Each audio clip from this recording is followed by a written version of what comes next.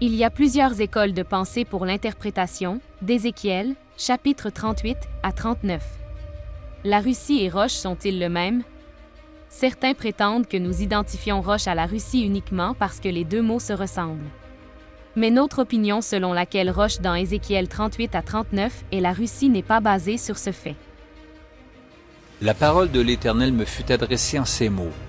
Fils de l'homme, tourne ta face vers Gog, au pays de Magog, vers le prince de Roche, de Méchec et de Tubal, et prophétise contre lui. William Kelly a déclaré que même si le nom Roche, qui peut être considéré comme un titre signifiant tête ou chef, selon lui une telle interprétation introduit une confusion inutile. Il a insisté sur le fait que dans Ézéchiel 38 à 39, Roche doit être pris comme un nom propre, le nom d'une race. Ce rendu est renforcé par les noms Méchec et Tubal, qui précèdent et suivent le mot Roche. Puisque ce sont des noms, alors Roche doit être considéré comme un nom plutôt qu'un titre, qui est progressivement devenu Rash, puis Rus, et est aujourd'hui connu sous le nom de la Russie. Dans les inscriptions égyptiennes, Roche, traduction égyptienne Rash, est identifié comme un lieu qui existait dès 2600 avant Jésus-Christ. Il y a une inscription égyptienne postérieure d'environ 1500 avant Jésus-Christ, qui fait référence à une terre appelée Réchu, qui était située au nord de l'Égypte. Le nom de lieu Roche, ou son équivalent dans les langues respectives, se retrouve au moins 20 fois dans d'autres documents anciens. On le retrouve 3 fois dans la Septante, 10 fois dans les inscriptions de Sargon, 1 fois dans le cylindre d'Assurbanipal, 1 fois dans les annales de Sénachérib, et 5 fois dans les tablettes ougaritiques. Il est clair que Roche était un endroit bien connu à l'époque d'Ézéchiel. Au VIe siècle, avant Jésus-Christ, lorsqu'il écrivit sa prophétie, plusieurs bandes du peuple Roche vivaient dans une région au nord de la mer Noire.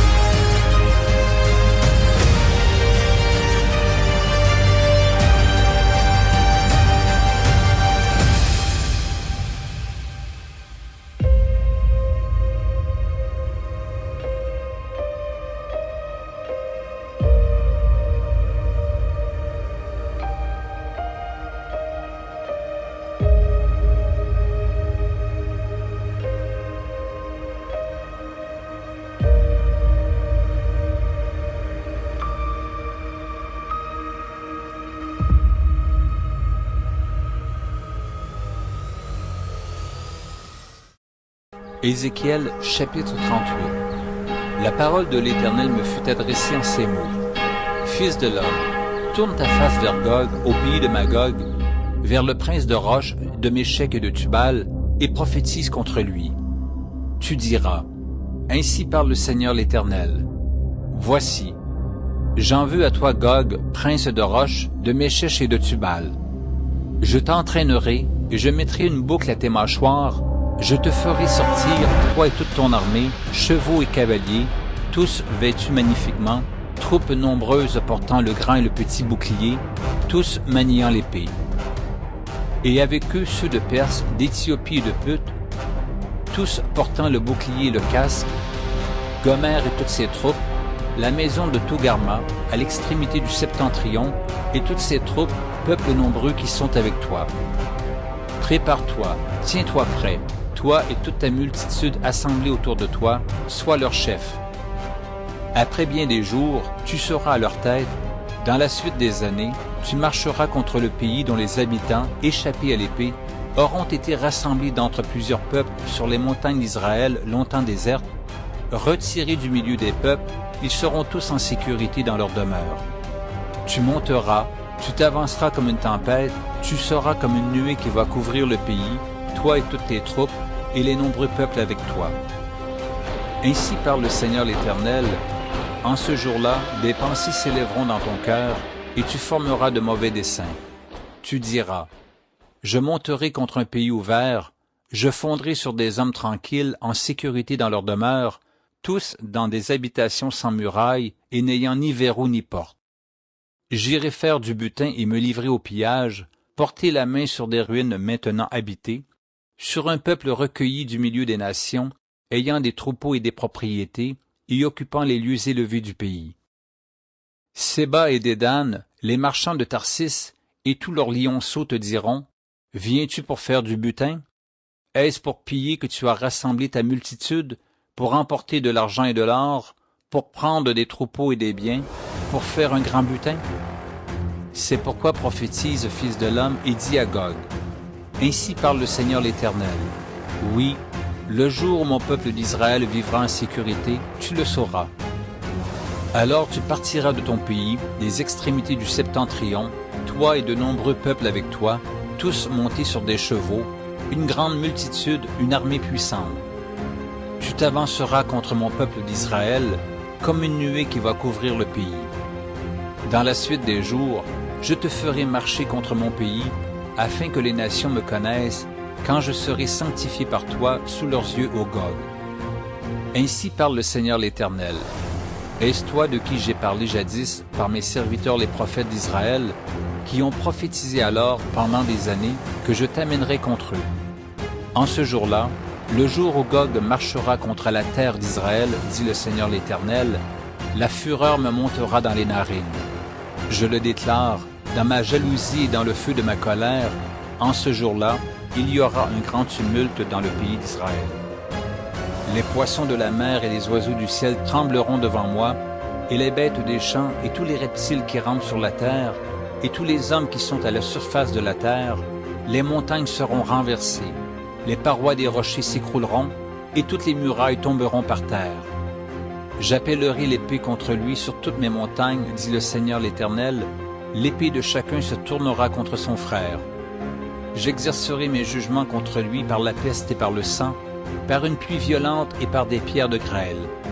Je ferai pleuvoir le feu et le souffle sur lui et sur ses troupes, et sur les peuples nombreux qui seront avec lui. Je manifesterai ma grandeur et ma sainteté, je me ferai connaître aux yeux de la multitude des nations, et elles sauront que je suis l'Éternel. Ézéchiel chapitre 39. Et toi, fils de l'homme, prophétise contre Gog, tu diras, ainsi parle le Seigneur l'Éternel. Voici, j'en veux à toi, Gog, prince de Roche, de Méshec et de Tubal. Je t'entraînerai, je te conduirai, je te ferai monter des extrémités du septentrion, et je t'amènerai sur les montagnes d'Israël. J'abattrai ton arc de ta main gauche, et je ferai tomber les flèches de ta main droite. Tu tomberas sur les montagnes d'Israël, toi et toutes tes troupes, et les peuples qui seront avec toi. Aux oiseaux de proie, à tout ce qui a des ailes, et aux bêtes des champs, je te donnerai pour pâture. Tu tombera sur la face de la terre, car j'ai parlé, dit le Seigneur l'Éternel. J'enverrai le feu dans Magog, et parmi ceux qui habitent en sécurité les îles, et ils sauront que je suis l'Éternel. Je ferai connaître mon saint nom au milieu de mon peuple d'Israël, et je ne laisserai plus profaner mon saint nom. Et les nations sauront que je suis l'Éternel, le Saint en Israël. Voici, ces choses viennent, elles arrivent, dit le Seigneur l'Éternel, c'est le jour dont j'ai parlé. Alors les habitants des villes d'Israël sortiront, ils brûleront et livreront aux flammes les armes, les petits et les grands boucliers, les arcs et les flèches, les piques et les lances, ils en feront du feu pendant 7 ans. Ils ne prendront point de bois dans les champs, et ils n'en couperont point dans les forêts, car c'est avec les armes qu'ils feront du feu.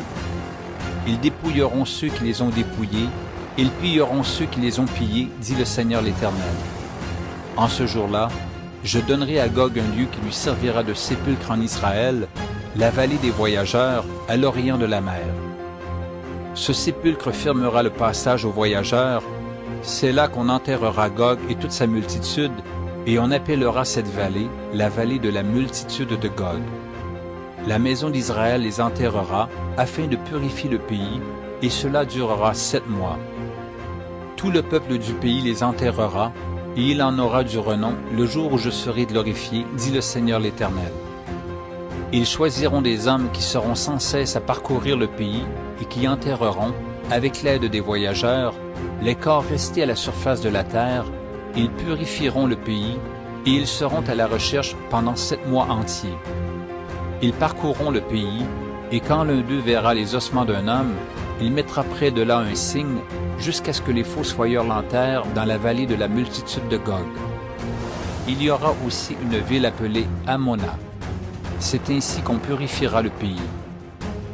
Et toi, fils de l'homme, ainsi parle le Seigneur l'Éternel, dis aux oiseaux, à tout ce qui a des ailes, et à toutes les bêtes des champs, réunissez-vous, venez, rassemblez-vous de toutes parts, pour le sacrifice où j'immole pour vous les victimes, grand sacrifice sur les montagnes d'Israël.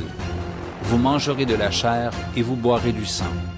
Vous mangerez la chair des héros et vous boirez le sang des princes de la terre, béliers, agneaux, boucs, taureaux engraissés sur le bassan. Vous mangerez de la graisse jusqu'à vous en rassasier et vous boirez du sang jusqu'à vous enivrer à ce festin de victimes que j'immolerai pour vous. Vous vous rassasierez à ma table de la chair des chevaux et des cavaliers, de la chair des héros et de tous les hommes de guerre, dit le Seigneur l'Éternel. Je manifesterai ma gloire parmi les nations, et toutes les nations verront les jugements que j'exercerai, et les châtiments dont ma main les frappera. La maison d'Israël saura que je suis l'Éternel son Dieu, dès ce jour et à l'avenir.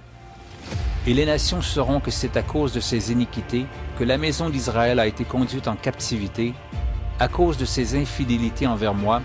Aussi je leur ai caché ma face et je les ai livrés entre les mains de leurs ennemis, afin qu'ils périssent tous par l'épée. Je les ai traités selon leurs souillures et leurs transgressions, et je leur ai caché ma face. C'est pourquoi ainsi parle le Seigneur l'Éternel, maintenant je ramènerai les captifs de Jacob, j'aurai pitié de toute la maison d'Israël, et je serai jaloux de mon saint nom. Alors ils oublieront leur opprobre et toutes les infidélités qu'ils ont commises envers moi, lorsqu'ils habitaient en sécurité leur pays, et qu'il n'y avait personne pour les troubler. Quand je les ramènerai d'entre les peuples, quand je les rassemblerai du pays de leurs ennemis, je serai sanctifié par eux aux yeux de beaucoup de nations.